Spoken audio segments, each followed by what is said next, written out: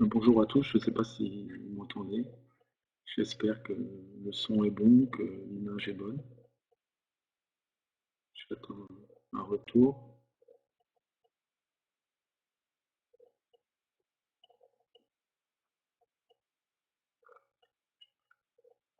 Oui, c'est bon, tout le monde m'entend. Donc je me présente, je suis Nicolas Sanson, écuyer au Cadre Noir, responsable pédagogique des formations sur le site de Saumur pour l'IFCE. Donc je suis responsable de l'ensemble des formations sur le site de Saumur. Je vais vous présenter ce que j'ai appelé la théorie du triangle pédagogique. Avant, je dois vous rappeler qu'à l'issue de ma présentation, donc vous pourrez me questionner et il y aura également la possibilité de remplir un questionnaire de satisfaction que vous trouverez sur le site et également la possibilité de télécharger les différentes diapos que je vais vous présenter. Donc, je vais couper l'image pour que vous puissiez avoir plus de débit et continuer ma présentation oralement avec le support des diapos. Voilà. Donc, vous voyez la première, donc ma diapo de présentation, donc théorie du triangle pédagogique, le processus pédagogique dans l'enseignement de l'équitation. Alors, j'ai emprunté cette théorie du triangle à un pédagogue des années qui a officié dans les années 80 qui s'appelle Jean Houssaye, et je l'ai adapté à l'équitation.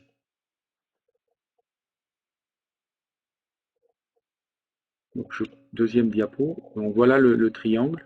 Donc, on va retrouver trois pôles, celui des savoirs, celui de l'apprenant, l'élève, pour nous, dans la plupart des cas, le cavalier, et celui de l'enseignant, du moniteur d'équitation. Donc, comme vous pouvez le constater, j'ai rajouté le cheval, puisque l'équitation n'existe pas sans les chevaux, et j'ai mis le cheval aussi bien du côté enseignant que du côté apprenant. Je vais prendre mon petit point là, voilà, ici.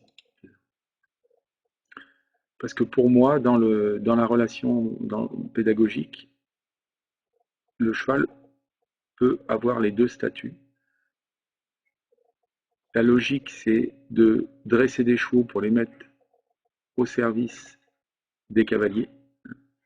Donc, dans la majorité des cas, notamment dans toute l'initiation, je considère le cheval comme un collègue. Forcément, mieux je l'ai dressé, mieux je l'ai préparé, et plus ce collègue-là sera utile. Mais c'est lui qui, avant tout, apprend l'équitation à mes élèves. Et puis, au fur et à mesure du perfectionnement des cavaliers, le cheval peut aussi être un élève, notamment un jeune cheval avec un cavalier confirmé. Donc c'est pour ça que le cheval se balade dans ces deux statuts possibles. Soit c'est mon collègue professeur, soit il est aussi, lui, un élève en apprentissage. Bien entendu, il y a plein de situations intermédiaires puisque le cheval est également, lui, tout le temps en train d'apprendre et a besoin d'être dressé ou redressé, où il se balade d'une situation à l'autre. Alors pour revenir au triangle, je vais vous parler des différents processus justement qui relient le sommet de ce triangle. Donc on va retrouver les savoirs, l'enseignant, l'apprenant, avec les processus qu'on appellera didactique, apprentissage et formé pédagogique.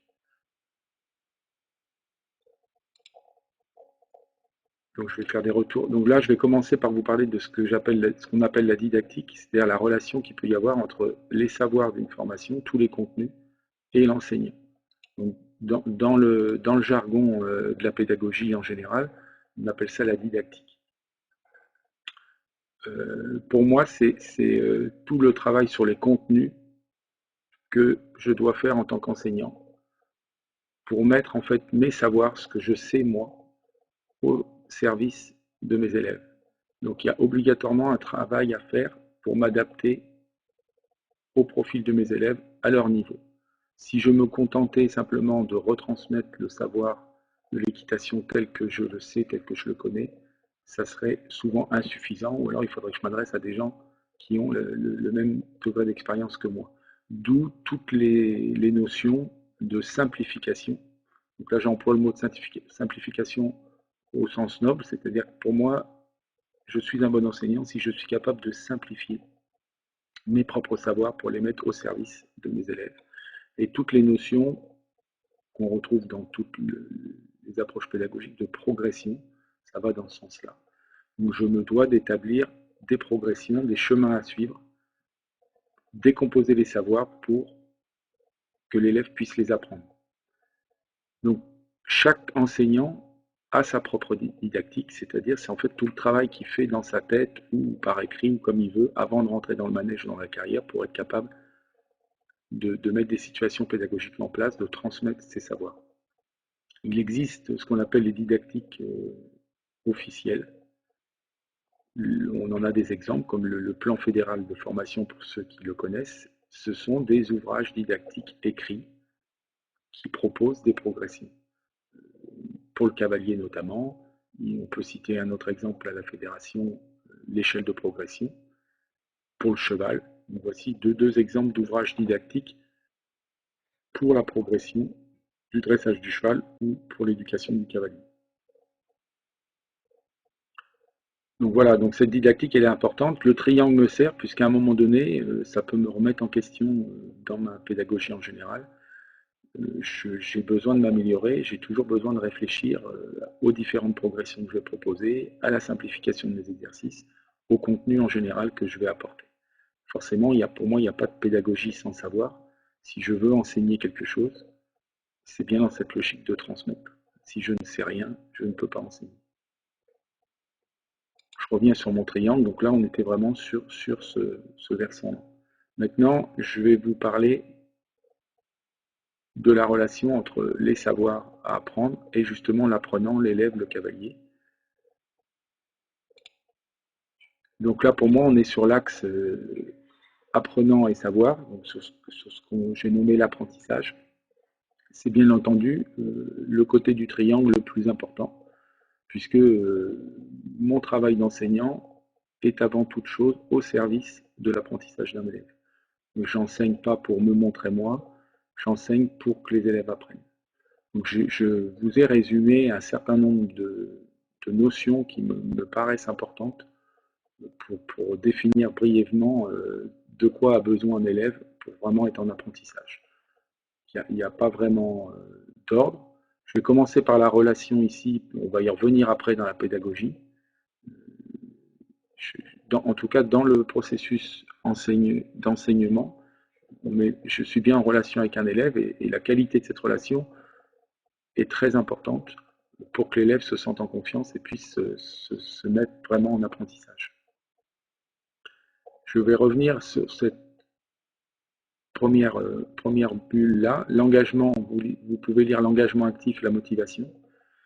Pas d'apprentissage sans motivation, sans un engagement actif. C'est-à-dire que je pense qu'on n'apprend pas malgré soi et que pour apprendre quelque chose, il faut avoir envie de le faire. Donc le lien avec l'enseignant, c'est que mon travail d'enseignant, c'est de faire en sorte que la situation soit la plus propice à la motivation pour avoir des élèves les plus engagés, les plus actifs possibles dans leur démarche. La consolidation, résumée en quelques mots-clés, répétition, quantité de pratique, distribution, qu'est-ce que ça signifie? C'est que pour apprendre, s'il n'y a pas un minimum de répétition, donc un minimum de quantité de pratique, il n'y aura pas apprentissage non plus. L'apprentissage, c'est quelque chose, une activité, une compétence qu'on va mémoriser. Pour qu'on puisse la réutiliser, il faut absolument qu'il y ait une consolidation au niveau de la mémorisation. Donc, à certains moments, ma pédagogie va avoir besoin d'être améliorée justement en révisant. Est-ce que je fais suffisamment répéter mes élèves? Est-ce qu'ils ont une quantité de pratique suffisante sur les 3 mois qui viennent, sur les 6 mois, sur l'année? Quand on parle de distribution, c'est de ça qu'il s'agit, c'est-à-dire que, de mon point de vue, un élève ne va pas apprendre de la même manière s'il monte qu'1 heure par semaine le mercredi. Il n'aura pas la même qualité d'apprentissage que celui qui fera des stages avec des apprentissages plus massés et qui va ce même nombre d'heures le faire dans un temps beaucoup plus réduit. Donc c'est très très large comme sujet, très vaste, mais forcément en fonction de la répétition, de la quantité de pratique et de la distribution, c'est-à-dire comment sont étalées les séances au cours de l'année, l'apprentissage va être complètement différent. La nécessité de feedback, donc en fait c'est les retours d'informations, j'y reviendrai tout à l'heure en parlant de l'objectif. Il n'y a pas de possibilité d'apprendre si je ne sais pas les résultats de mes actions. Donc je fais un saut sur la bulle un peu plus large là, où est marqué un objectif. Pas d'apprentissage sans objectif. J'ai repris le moyen mémotechnique là, du mot SMART, S-M-A-R-T, ça vient de l'anglais qui signifie intelligent, donc il faut avoir des objectifs intelligents. Ça vient de quelqu'un qui s'appelle Georges Doran qui avait inventé ce moyen mémotechnique. Pas d'apprentissage sans objectif.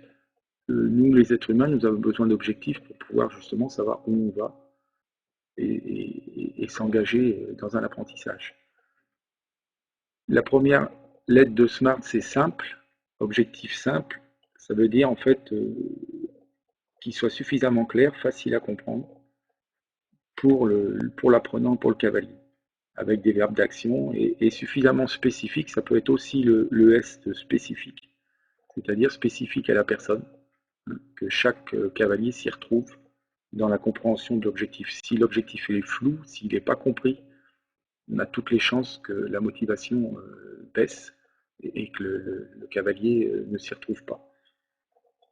Le M de mesurable, donc ça c'était en lien avec les feedbacks dont j'ai parlé avant, c'est-à-dire qu'il faut absolument que soit en quantité, répéter un certain nombre de passages sur un exercice, et ou en qualité, c'est-à-dire à partir de quand je peux considérer que l'objectif est atteint, c'est ça la mesure.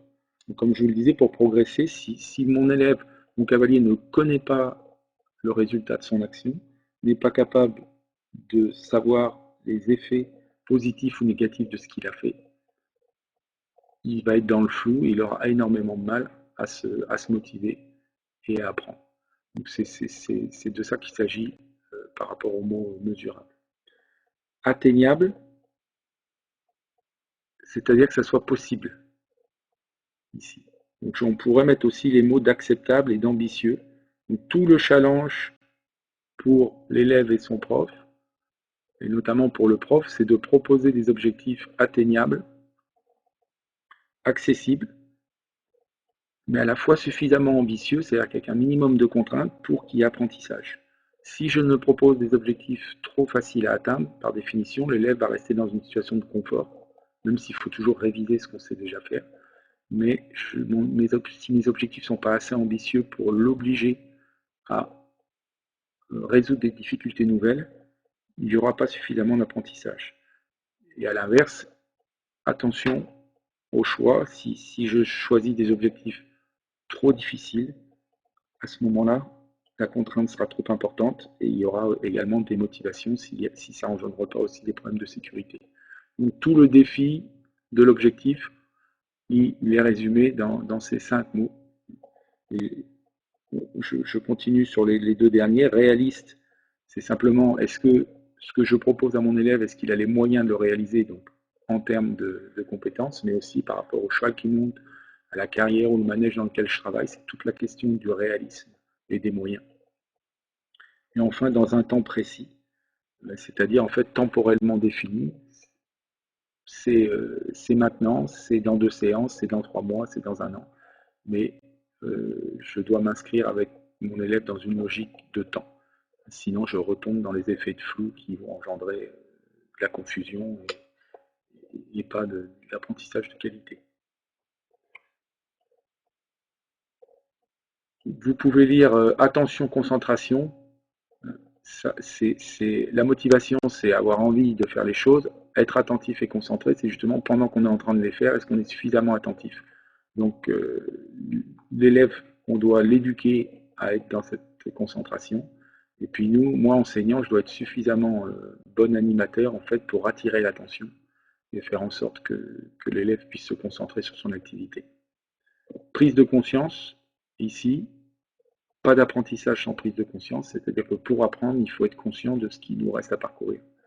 Donc il faut qu'on nous aide à faire un bon diagnostic et savoir qu'est-ce qui, pour atteindre mon objectif, je suis conscient que ça je sais, ça je ne le sais pas.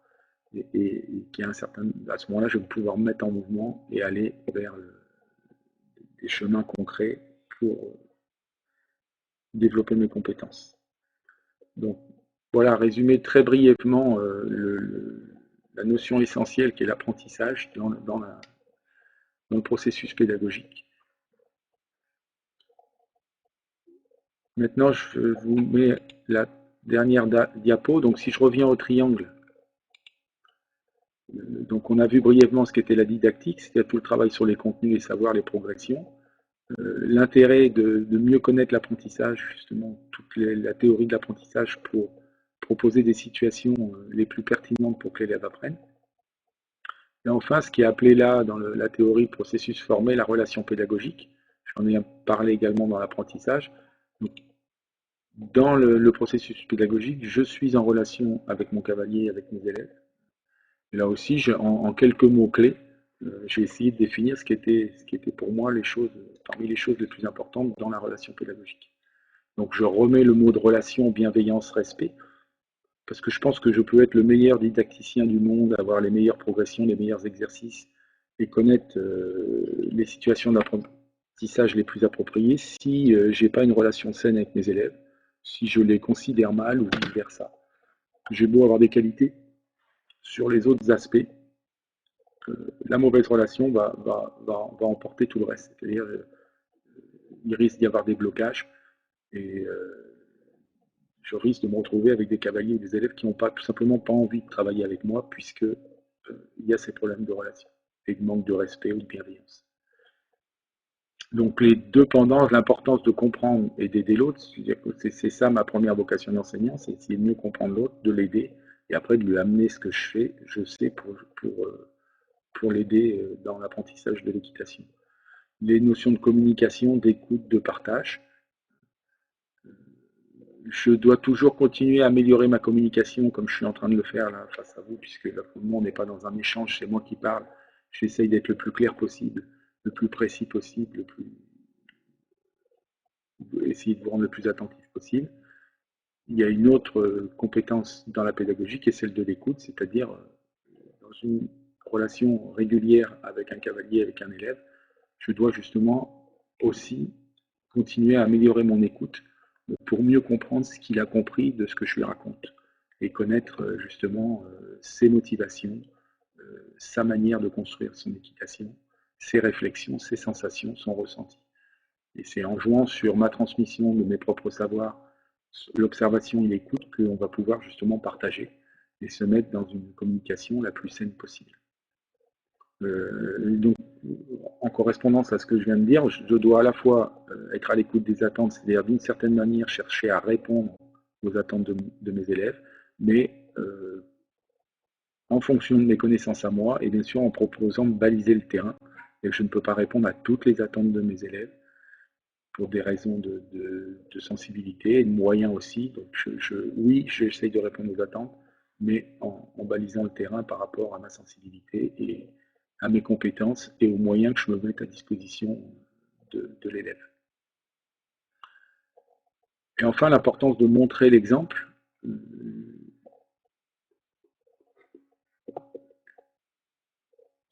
On apprend, de mon point de vue, beaucoup plus en observant et en regardant comment font les autres, plus qu'en les écoutant nous donner des conseils, même si les deux sont importants.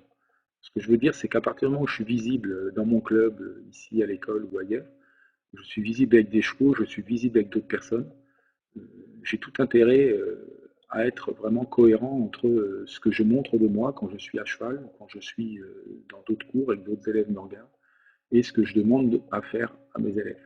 Donc il y ait le moins de différence possible entre ce que je dis de faire et ce que je fais moi-même.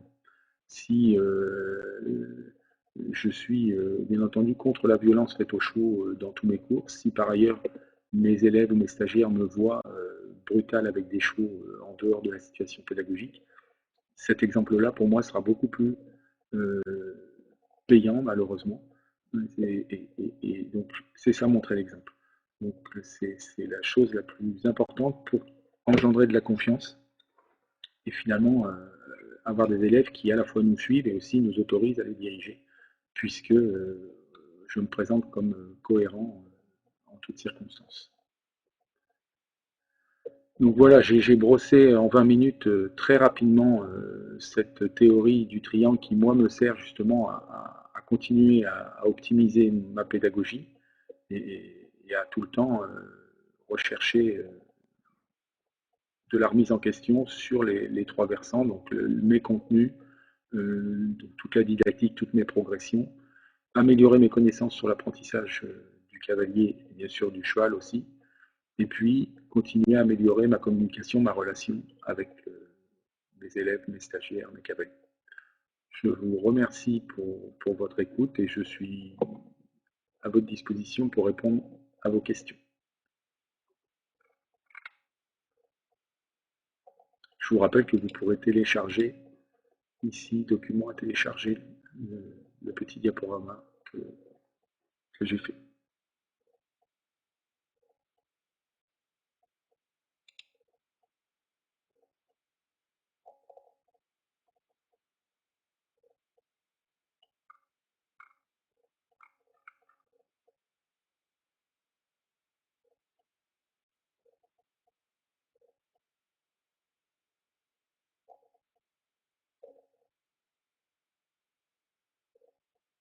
Alors, Patricia, arrivez-vous à garder une certaine distance avec vos cavaliers sur, je crois qu'il est marqué sur le plan amical?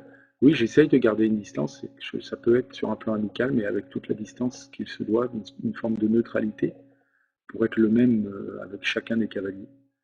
Et donc, il y a des choses qui sont négociables et d'autres qui ne le sont pas. Donc, moi, j'estime qu'il faut garder une distance, chacun dans son. Donc, je peux très bien engendrer une relation, ce que j'appelle d'égal à égal, mais chacun a un statut différent, c'est-à-dire qu'il y a un prof, il y a un élève, il y a des chevaux. Et voilà comment je garde, à la fois, je peux être très amical tout en gardant mes distances.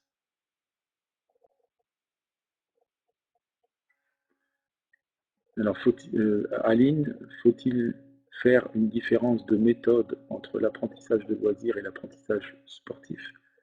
Oui, parce que en tout cas, une différence méthode, je ne sais pas si c'est le bon mot, mais il y a des différences. Il y a des points communs, c'est qu'il y a de l'apprentissage. La différence, ce sont les objectifs et les motivations. Donc, bien entendu, euh, on ne va pas avoir la même intensité de programme d'action, la même exigence sur des cavaliers qui viennent simplement dans une logique de loisir, avec d'autres qui seraient dans une logique plus compétitive, sportive. Quelquefois, les deux se rejoignent. Donc, point commun, c'est de la pédagogie, comme tout ce que j'ai raconté, mais différence au niveau des objectifs. Et donc des situations qui peuvent varier en quantité, en nombre d'élèves, etc. En cours, souvent les moniteurs crient les instructions pour être entendus. Quand donnez-vous les conseils en cours d'exercice avant-après? Alors, ça pourra faire l'objet d'une autre webconférence, justement, dans la communication, quand je la détaille, j'essaye de faire comprendre que il y a des moments pour tout et que le temps de parole, le moment où je vais parler, choisir les moments où on parle, choisir les moments où on se tait, regarder si justement on n'est pas en train de crier, pourquoi on crie, euh, surtout quand on n'a pas l'intention d'être en colère et parce que justement on s'y prend mal, puisque mes élèves sont trop loin, il y a du vent. Donc les conseils à donner, c'est de réfléchir au moment où on parle et pourquoi on parle, et d'alterner aussi les moments où on parle avec les moments où on donne la parole.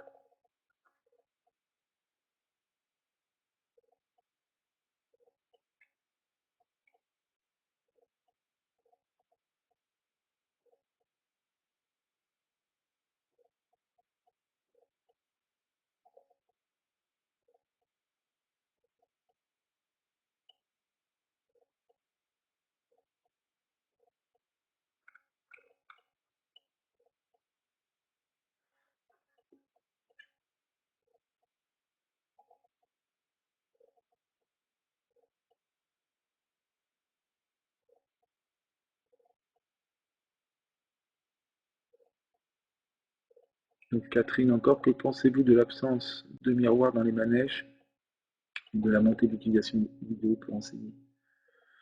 C'est deux choses. Je pense que l'absence de miroir, c'est dommage, parce que sans en faire une obsession, à un moment donné, ça peut aider l'élève à avoir la connaissance de son propre résultat, justement, en s'observant. Donc sans tomber dans l'obsession de l'attitude, ça peut être utile d'être son propre observateur, justement, grâce au miroir. L'avantage du miroir, c'est qu'il est en direct. La vidéo, par définition, est toujours en différé, en léger différé. Maintenant, tant mieux s'il y a de la montée de l'utilisation de la vidéo pour enseigner, parce qu'elle existe depuis des dizaines et des dizaines d'années. De mon point de vue, elle est trop peu utilisée, c'est-à-dire qu'on filme beaucoup, beaucoup, beaucoup. Après, qui dit utilisation de la vidéo pour enseigner, dit méthode justement pour l'utiliser correctement, euh, et vraiment qu'elle soit un support à la prise de conscience du cavalier et au partage du diagnostic entre le cavalier et son entraîneur ou son enseignant. Aline Souriou donne la parole aux élèves plutôt en fin de cours au fur et à mesure, le risque de perdre du temps.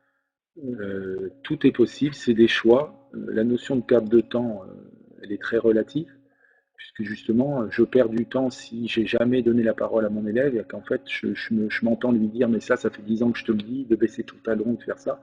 Et finalement, je caricature un peu, mais si je suis un enseignant trop magistral, et justement, j'ai pas assez régulièrement demandé à mon cavalier, à mon élève, son point de vue sur ce qu'il a compris de ce que je lui raconte et ce qu'il ressent, c'est là, à mon avis, où je vais perdre du temps. Donc forcément, ça peut paraître risqué de perdre du temps pour des enseignants qui sont, je dirais, encore insuffisamment expérimentés dans des techniques d'écoute pour que ça se fasse justement sans perdre de temps, mais au contraire en amenant des informations précieuses pour l'enseignant qui va mieux comprendre les difficultés de son cavalier parce qu'enfin il l'écoute. Comment voyez-vous pour Philippe la programmation de l'enseignement du cheval? Donc je parlerai plutôt du dressage du cheval. C'est un long débat. Pour moi, c'est ce qui précède tout ce que j'ai raconté, puisque comme je l'ai dit en introduction, si j'ai pas des chevaux suffisamment dressés à mettre au service de mes cavaliers, je vais avoir du mal à leur faire pratiquer de l'équitation. Donc ça serait trop long là pour en débattre. Il faut absolument dresser les chevaux par rapport à à la manière dont on va les utiliser derrière, donc qu'ils aient le tempérament, la morphologie et le niveau de dressage adapté en fonction du public que je vais leur mettre sur le dos ou à côté d'eux. Bien entendu, comme ce sont des êtres vivants, il faut que je révise sans arrêt leur niveau de dressage et leurs compétences et leur santé en général pour qu'ils puissent être dans les meilleures dispositions. Olivier, bonjour Olivier. Mes élèves en formation EPGEP trouvent cette vidéoconférence très claire, instructive et motivante. Nous avions abordé ce sujet en début de formation. Merci, c'est pas une question. Merci Olivier. Catherine, comment un cheval d'école peut apprendre à un cavalier? En étant un cheval d'école. Parce que l'apprentissage de l'équitation, c'est un sport, donc c'est avant tout une habileté motrice. Donc si j'ai pas un prof cheval suffisamment qualiteux dans ses réponses, je peux pas. Donc il y a des très bons chevaux d'école, il faut les utiliser en fonction des différents publics. Après, voilà, la difficulté, je sais, dans un club, c'est d'arriver à avoir une cavalerie suffisamment dressée et large pour répondre à l'ensemble des publics. Il faut connaître ses limites aussi. On ne peut pas, avec un même cheval, apprendre tout sur tout. Donc il y a des chevaux qui sont plus enclins à faire ressentir ci ou ça, et d'autres qui vous permettront d'aller plus loin. Aline, faut-il multiplier les intervenants extérieurs? Quels sont les avantages et les inconvénients de multiplier les discours? Je ne pense pas qu'il faille les multiplier. Moi, j'aurais tendance à penser que dans l'initiation, il ne faut mieux pas les multiplier justement pour ne pas avoir des discours contradictoires, pour des raisons de consolidation de l'apprentissage, justement de répétition, de clarté. En revanche, quand les cavaliers commencent à être à un niveau plus confirmé, on peut facilement, non pas multiplier, mais il arrive souvent que des enseignants font confiance à un intervenant extérieur qui vient justement, à un moment donné, proposer des situations différentes Mais dans la majorité des cas, il faut qu'elles aillent quand même dans le sens de l'enseignant régulier. Voilà, donc oui, oui aux intervenants extérieurs, pas dans n'importe quelle condition. Valérie, pouvez-vous nous dire, que pouvez-vous nous dire de l'évolution de votre enseignement par la relation avec vos élèves? Je ne suis pas sûr de comprendre. Bon, j'ai envie de dire que c'est un partage, donc mon enseignement, forcément, il évolue par rapport à la relation que j'établis avec mes élèves, à ma connaissance d'eux, à la connaissance de leur motivation, de leurs difficultés, de leurs peurs, de leurs sensations. Je ne sais pas si c'était la question, donc je ne me base pas que sur mes propres contenus, mais j'essaye d'être le plus attentif à qui ils sont eux, qu'est-ce qu'ils veulent et comment ils veulent progresser. Marie, que pensez-vous d'introduire le travail à pied dans les séances de façon moins marginale? Ben, je peux que dire que, de mon point de vue, c'est un outil extraordinaire qu'il faut savoir utiliser, puisque c'est déjà de l'équitation pour moi. Et donc, ça permet des transferts d'apprentissage, de la compréhension, une meilleure connaissance du cheval, sans parler de tous les atouts que ça peut avoir sur la préparation physique et l'échauffement. Morissette Lucas et votre évolution dans les théories de l'apprentissage. Euh, J'essaye de me tenir à jour, notamment de ce qui se passe au niveau des neurosciences, hein, pour bien, mais qui redisent des choses qui sont déjà assez connues sur justement l'engagement, la motivation, la mémorisation. Il n'y a que tout ce que je vous raconte, c'est aussi réfléchi avec beaucoup de recherche d'informations sur ce qui se fait en équitation comme ailleurs. Philippe, pourquoi utiliser les mots de dressage pour le cheval au lieu de celui d'enseignement dans le cadre de la théorie du triangle? Peu importe, parce que autant il y a des points communs entre l'humain et le cheval, et qu'on a tous au départ un cerveau qui est à peu près le même, avec un besoin de répétition, un besoin de compréhension, un besoin de- de motivation aussi. Autant à un moment donné, ne nous prenons pas pour des chevaux et ne prenons pas non plus nos chevaux pour des humains. C'est-à-dire que le cheval, lui, il n'a pas véritablement d'autres objectifs que son bien-être. Donc on est plus dans une logique de dressage au sens noble du terme, c'est-à-dire de lui proposer des choses et puis de céder au bon moment ou de lui amener une récompense pour justement qu'il associe le dressage qu'on lui pratique sur lui à une recherche de son bien-être. Je pense que l'homme, à ce moment-là, est différent. Lui, il a besoin de mots, il a besoin d'objectifs, il a besoin de projets, il a besoin de compréhension verbale. Le site des haras nationaux propose beaucoup. Merci pour espérer trouver un jour en ligne des coordonnées. C'est-à-dire, si c'est espérer trouver un jour en ligne des coordonnées à des très bons cavaliers, pourquoi pas en vidéo, ça devrait pouvoir se faire. Morissette, les théories d'apprentissage du cheval, il n'y a pas de question, mais oui, ça peut faire l'objet de tonnes de cours. Donc, il y a un bouquin qui est sorti à l'IFCE qui s'appelle justement Les théories de l'apprentissage, qui a été coécrit par deux collègues de l'IFCE, que je vous recommande, qui justement prend le temps de vous informer sur les théories de l'apprentissage du cheval et de montrer et de les mettre en relation avec l'équitation. Et bien sûr, ça fait partie du, du, du triangle que je vous ai proposé, c'est de mettre le cheval au service de l'homme dans les meilleures conditions possibles. Depuis quand, j'ai pas de date, depuis quand êtes-vous au courant de ces théories? C'est un processus qui s'est fait sur du long terme. Ce qui est sûr, c'est que la recherche, ça ne s'arrête jamais. Donc, et avec des mouvements positifs de l'éthologie, du bien-être animal, ce qui est important, c'est surtout d'arriver à amener ces théories-là, cette compréhension-là, dans tous les endroits où on utilise des chevaux, justement, pour essayer de les respecter au maximum. Aline, le jeu peut-il amener à une bonne technique d'équitation classique? Est-ce qu'on peut? Bien sûr, Le jeu, c'est un moyen de communication comme un autre, c'est une situation. Donc, à un moment, chez un jeune enfant, c'est pas simplement un jeu. Un adulte, ça peut le divertir. Un enfant, à un moment donné, ça peut être un outil de communication crucial, justement, qui va l'aider à s'exprimer et à mieux comprendre. Donc, il faut savoir en jouer. Donc, sans faire un raccourci à une bonne technique d'équitation classique, oui, c'est peu compte. Ce qui est important, c'est d'avoir eu des situations suffisamment motivantes. Donc, le jeu en fait partie. Voilà. Comment intégrer, Thomas, comment intégrer les théories comme Action Type dans l'apprentissage et compréhension? Ben, pour les intégrer, il faut pouvoir les connaître.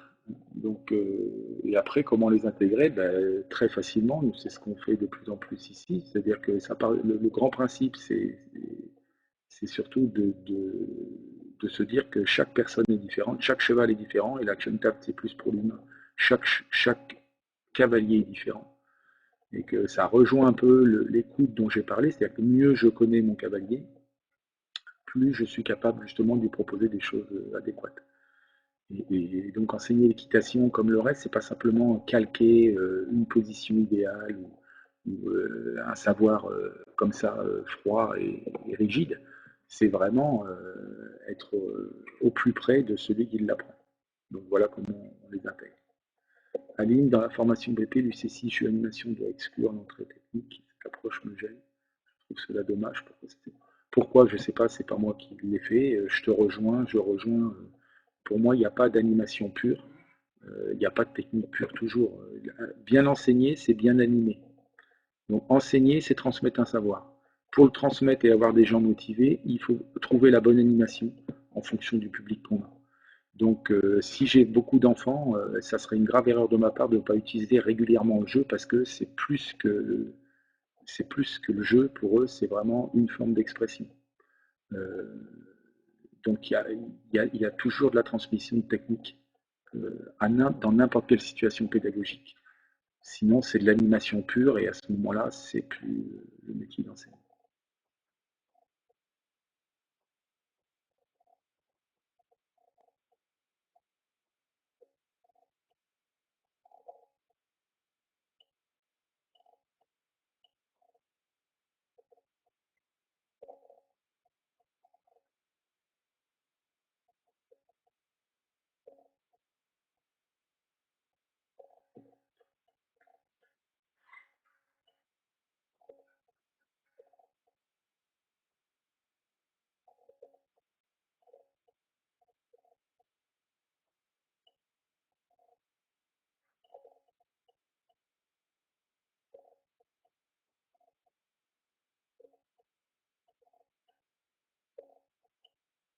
Je ne sais pas si certains tapent encore des questions. Encore, je, si, voilà.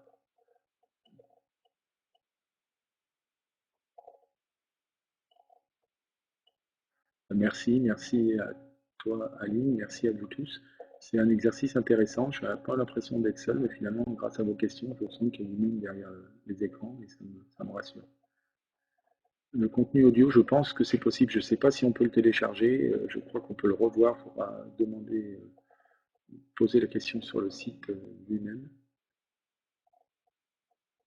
Euh, Marie, question de Marie, comment concilier une pédagogie active à expérimenter sans avoir les applications préalables par essai-erreur et le respect du cheval, qui serait alors abordé avec des aides qui... Ben, justement, déjà euh,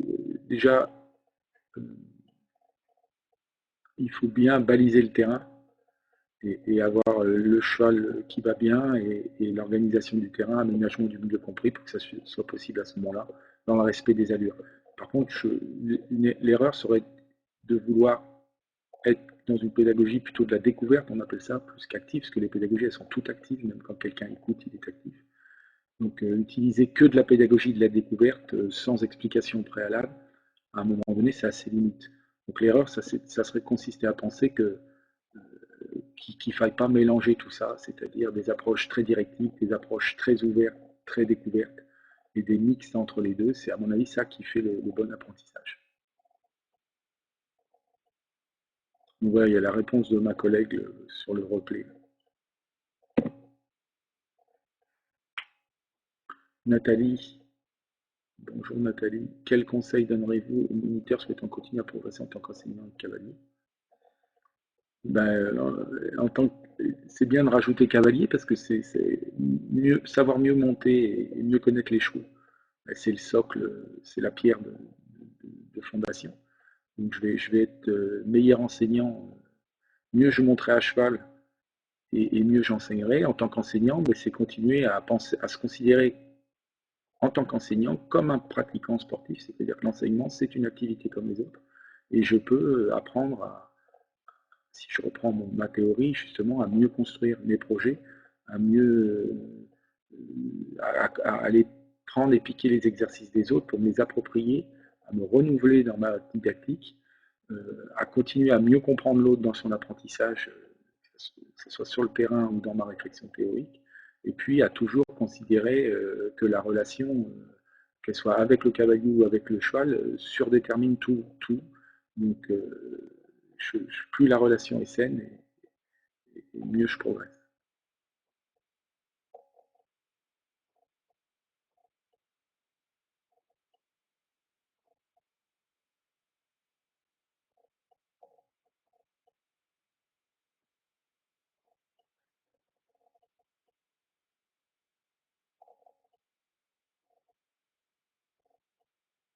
Merci à vous tous.